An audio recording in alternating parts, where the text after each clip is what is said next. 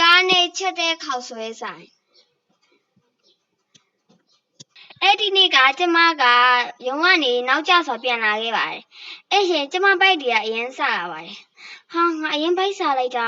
ဒီနားမှာညနေနေဆိုဘာဆိုင်ဖွင့်လည်းမသိဟဲ့ခါစဆိုင်ဖွင့်နေတာပဲငါဒီဆိုင်မှာပဲစားလိုက်တော့မယ်အဲ့ရှင်ကောင်မလေးကဆိုင်ထဲဝင်လာလိုက်ပါတယ်ဟာခေါက်စဲနေတယ်မွေးနေရပဲဆိုင်ထဲဝင်လိုက်တာနဲ့ကျမတော့ဒီဆိုင်မှာအရင်နဲ့မကြည့်ရဲခေါက်စဲတစ်ပဲကိုမှားလိုက်ပါတယ်အခုမြင်မလေးလုပ်ပြီးတော့ကျမအိမ်ပြန်မှာမို့လို့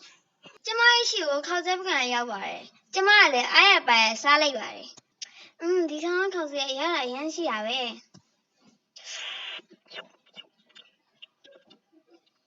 စားနေတော့ကျမကောင်းနေရအရင်မူးလာခဲ့ပါတယ်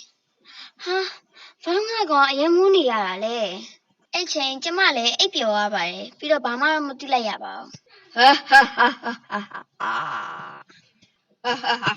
ဟာဟာဒူဒူဒူဒူ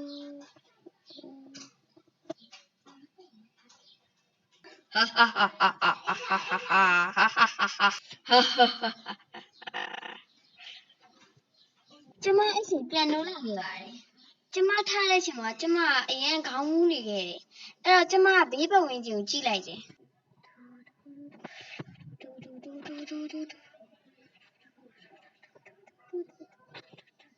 ကျမအရင်လန့်သွားခဲ့တယ်ကျမကြိုးပြမို့စူးစားခဲ့တယ်ဒါပေမဲ့လုံးဝမရခဲ့ဘူးအဲ့ချိန်မှာပဲခြေနှံတစ်ခုကြားလိုက်ပါတယ်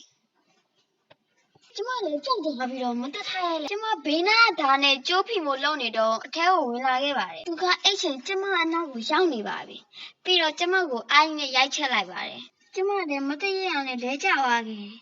သူကအရှိပူပူတိုးလာတယ်ကျမနောက်ဆုတ်သွားခဲ့တယ်သူကအရှိပူပူတိုးလာပြီးတော့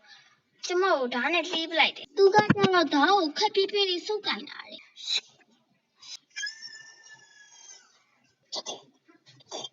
ဟာဟာဟာဟာဟာ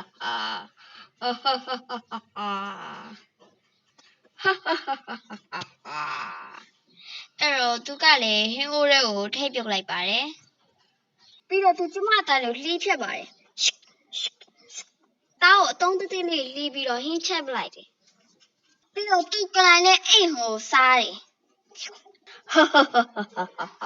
Sakura channel လေးလို့ကြည့်လို့ရှိရင်နော် like and subscribe လေးလုပ်ကြချင်ပါတယ်ရှင်အားလုံးပဲ bye bye